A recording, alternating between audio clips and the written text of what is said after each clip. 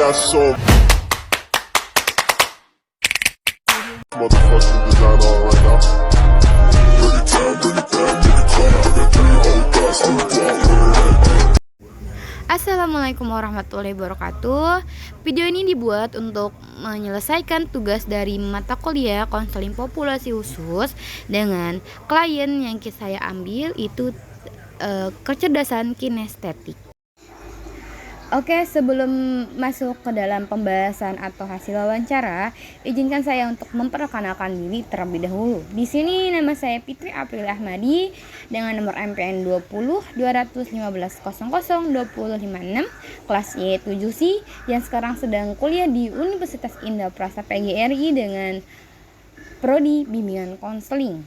Baik, pembahasan yang akan saya bahas pertama itu tentang pengertian kinestetik. Kecerdasan kinestetik adalah keterampilan anak menggunakan gerakan-gerakan tubuh dengan baik untuk mengekspresikan ide dan perasaan, serta untuk mengubah atau menciptakan sesuatu.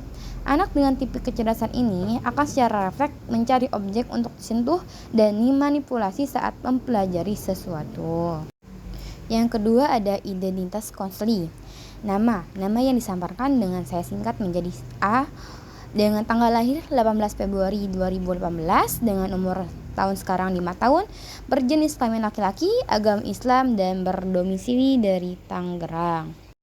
Dan klien sekarang sedang bersekolah di SDIT Al-Falah Tangerang, yang dimana di sana bukan sekolah khusus dan disampurkan dengan anak-anak yang lain. Ya mungkin akan berbeda dengan interaksi dengan anak-anak normal lainnya. Tapi alhamdulillahnya sekolahnya pun menerima dengan lapang dada, dengan insya Allah mencoba membimbing anak tersebut dengan baik dan semampu mereka. Baik, di sini ada deskripsi karakteristik klien. Di sini ada 4 jenis atau ada 4 deskripsi yang saya bahas. Yang pertama ada senang bergerak. Jadi klien yang saya amati, yang saya wawancara itu faktor pertamanya itu senang bergerak. Pada dasarnya anak-anak dengan jenis kecerdasan ini senang belajar dengan melakukan sesuatu, bereksplorasi dan mencari tahu. Dan yang kedua ada memiliki ingatan fisik yang kuat. Kecerdasan kinestetik membuatnya mudah mengingat sesuatu berdasarkan sentuhan atau cepat paham dalam mengingat sebuah gerakan. Disebut juga sebagai muscle memory. Yang ketiga, ada cenderung memiliki minat atau bakat yang berkaitan dengan aktivitas fisik. Ini menjadi salah satu ciri-ciri kecerdasan kinestetik yang lain. Si buah hati memiliki energi yang tinggi sehingga senang melakukan aktivitas fisik seperti olahraga, menari, atau crafting, misalnya membuat benda dari tanah liat. Dan yang terakhir, yang keempat, yaitu memiliki naluri yang bagus terhadap ruang dan waktu. Kegemaran dalam mengeksplorasi ruang dan gerak tubuh membuat mereka menjadi lincah, tangkas, dan tepat waktu. Dan yang selanjutnya ada permasalahan yang sering muncul. Untuk aspek ini atau topik ini, saya mewawancari salah satu orang tua dari klien tersebut. Jadi menurut keterangannya, anak-anak kinestetik atau anak-anak dia biasanya sangat senang berlari di lapangan, bermain di sawah, dan bermanjat pohon. Anak ini tidak mau lama-lama duduk untuk mendengarkan gurunya. Terkadang tidak mau menulis dan tulisannya cenderung jelek. Jika mau menulis, paradigma yang menganggap bahwa anak yang pintar adalah anak yang dapat duduk diam di kelas dan anak yang belajar di kamar masih sangat kental di masyarakat. Alhasil, masyarakat sering menyebut anak kinestetik dengan istilah pecicilan dan nakal dan bodoh. Jadi di sini banyak yang mensalahartikan karena terlalu awam tentang ciri-ciri atau salah satu tindakan dari anak-anak kinestetik ini. Jadi mereka atau orang-orang awam menyebutnya bahwa anak ini tuh bandel atau anak ini tuh nakal dan gak bisa diem, ya seperti itu. Padahal mereka mempunyai kelebihan yang mungkin orang lain tidak ketahui gitu. Dan memang untuk karakter anak kinestetik ini tuh susah untuk kita lihat hasilnya seperti apa. Setelah melakukan wawancara, saya dapat menganalisis kebutuhan klien dengan karakteristik kinestetik. Menurut saya, analisis kebutuhan klien kinestik melibatkan pemahaman mendalam terhadap preferensi dan kecenderungan sensorik mereka. Fokus pada pengalaman fisik dan interaksi langsung dengan lingkungan dapat menjadi kunci. Perlu mempertimbangkan aktivitas yang melibatkan gerakan, sentuhan, dan pemahaman spesial. Evaluasi tingkat keterampilan motorik mereka juga penting untuk merancang program yang sesuai dengan tingkat kemampuan dan pengembangan potensi kinestetik. Jadi kesimpulannya, anak-anak kinestik itu kebanyakan terlalu asik dengan dunia sendiri, dan mereka pun terlalu sulit untuk bisa bersosialisasi dengan teman atau mungkin lingkungan sekitar gitu. Dan mayoritas anak kinestik ini tentunya mungkin agak berbeda dengan teman-teman yang lain gitu ya, dengan mereka yang suka berlari kesana kesini gitu. Jadi kebanyakan orang-orang awam yang tadi saya jelaskan bahwa anak kinestik ini cenderung malah dijudge atau dinilai bahwa mereka tuh bandel gitu. Jadi itu tuh bisa kita berikan kebutuhan atau analisis yang perlu kita berikan kepada kalian yang tadi saya sudah jelaskan. Baik, selanjutnya ada potensi yang dapat dikembangkan. Klien kinestik memiliki potensi besar dalam pengembangan keterampilan motorik dan pemahaman sensorik. Latihan fisik dan pengalaman langsung dapat meningkatkan kemampuan mereka untuk memahami dan merespon lingkungan sekitar. Pengembangan koordinasi, keseimbangan, dan kemampuan motorik halus dapat menjadi fokus untuk memaksimalkan potensi kinestik kalian. Jadi bahwa klien kinestetik ini memang mempunyai masalah tentang fokus. Ya, jadi fokus mereka terhadap lawan bicara atau misalkan terhadap sekitar itu terkadang dia tidak bisa fokus. Jadi kalau misalkan kita coba untuk mengobrol, dia nggak bisa untuk melihat mata kita sesama mata gitu. Jadi kalau misalkan kita ngobrol dengan anak kinesti, dia nggak bisa menatap mata kita. Dia bisa menatap sekali, tapi ya hanya sekali. Nanti selanjutnya matanya putar ke sana, putar ke sini gitu. Jadi benar-benar mereka memang tidak bisa tidak bisa fokus, tapi dia mempunyai daya ingat yang sungguh sangat kuat dan yang sangat luar biasa dibanding dengan anak-anak yang normal seperti biasa. Baik, selanjutnya tentang kendala dalam proses wawancara. Yang sangat dominan itu menurut saya sulitnya untuk membuat klien fokus selama kegiatan wawancara berlangsung. Ya, jadi karena karakteristik klien kinestetik sendiri yang tidak bisa fokus, dan mungkin benar-benar dia tuh tidak bisa duduk lama-lama sambil mendengarkan. Dia pasti akan respon badannya tuh tidak akan diam, tidak bisa untuk diam di satu tempat, dan pasti dia tuh ingin berlari ke sana ke sini karena dari karakteristik klien kinestetik ini mempunyai gerakan aktif atau misalkan mempunyai semangat atau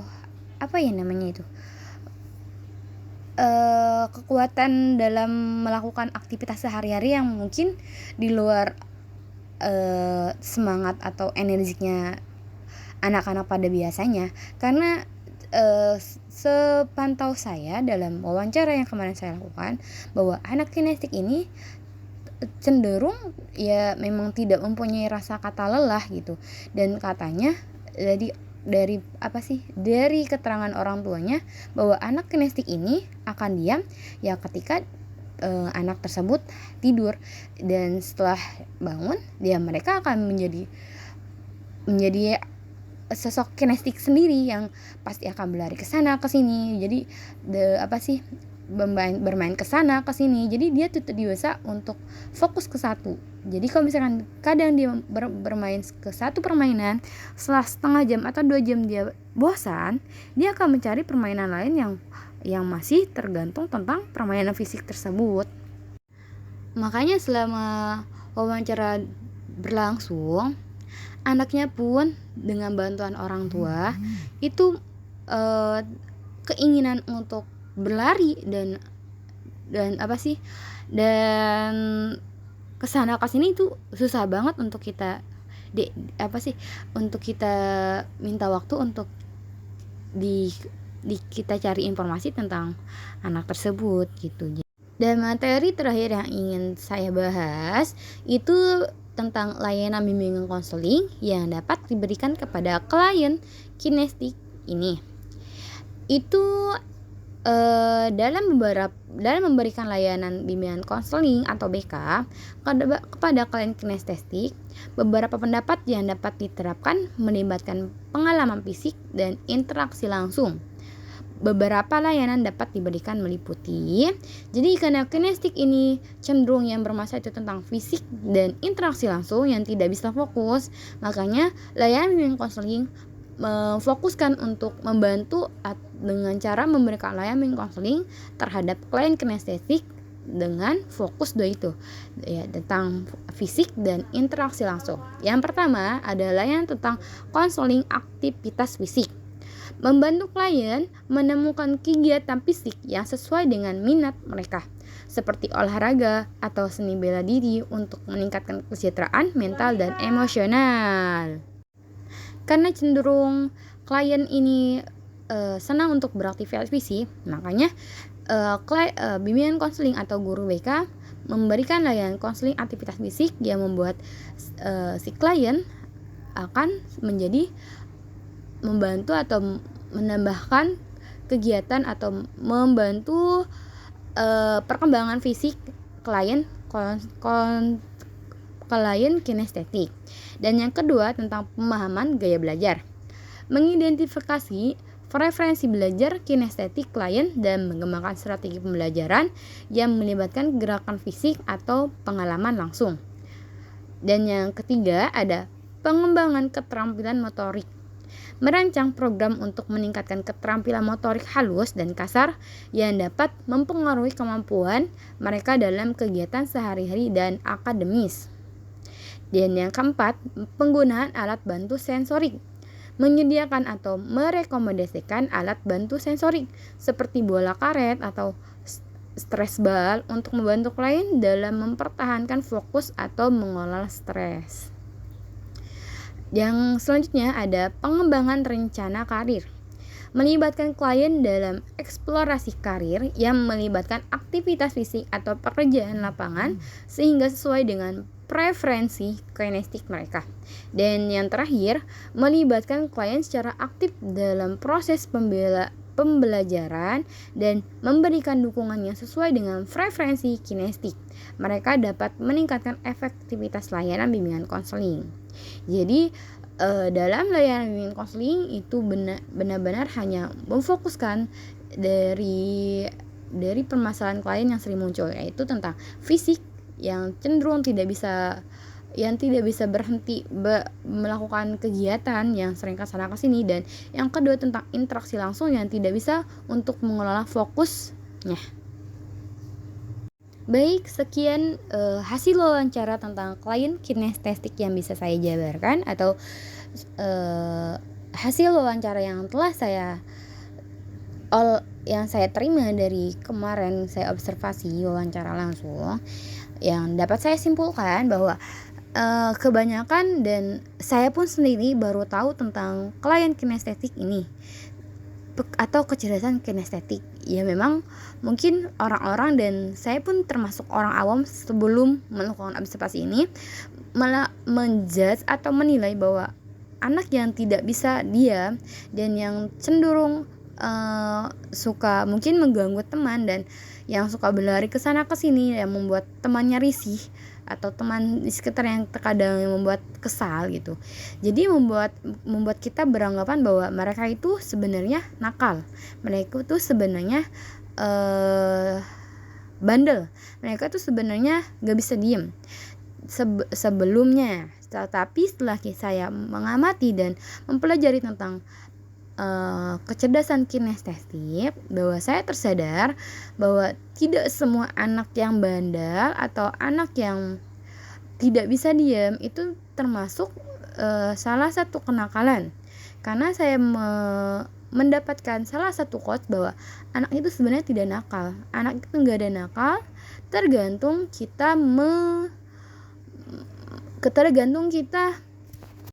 tergantung kita menanggapinya. Kadang ada anak yang suka mencari perhatian dengan tindakan seperti ini, dan mungkin salah satunya tentang kecerdasan kinestetik ini pun membutuhkan sebuah tanganan yang dimana perlu dalam beberapa peran yang harus menangani tersebut.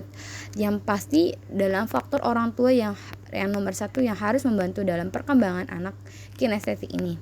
Tanpa bantuan orang tua, bahwa anak ini tidak bisa mengembangkan bakat yang dia punya, bahkan mereka cenderung mungkin tidak bisa mengelola ya kecerdasan kinestetik tersebut, yang dimana bahwa kecerdasan kinestetik tersebut ini bisa kita kembangkan kalau misalkan anak tersebut dilatih dengan benar dan sabar gitu. Jadi semua anak tidak ada yang nakal, tergantung kita menanggapi dan bagaimana kita memberikan pola asuh dan bagaimana kita cara memahami anak tersebut. Jadi sekian yang saya bisa saya jelaskan. Semoga ilmu ini bermanfaat, dan bagi yang tidak tahu dan menjadi tahu, dan semoga ilmu ini bisa diterapkan di kehidupan masing-masing dan menjadi ilmu yang bermanfaat untuk kita, untuk saya dan kita semua. Baik, mungkin segitu yang bisa saya jelaskan. Kurang lebihnya mohon maaf. Wabillahi taufiq wal hidayah. Wassalamualaikum warahmatullahi wabarakatuh.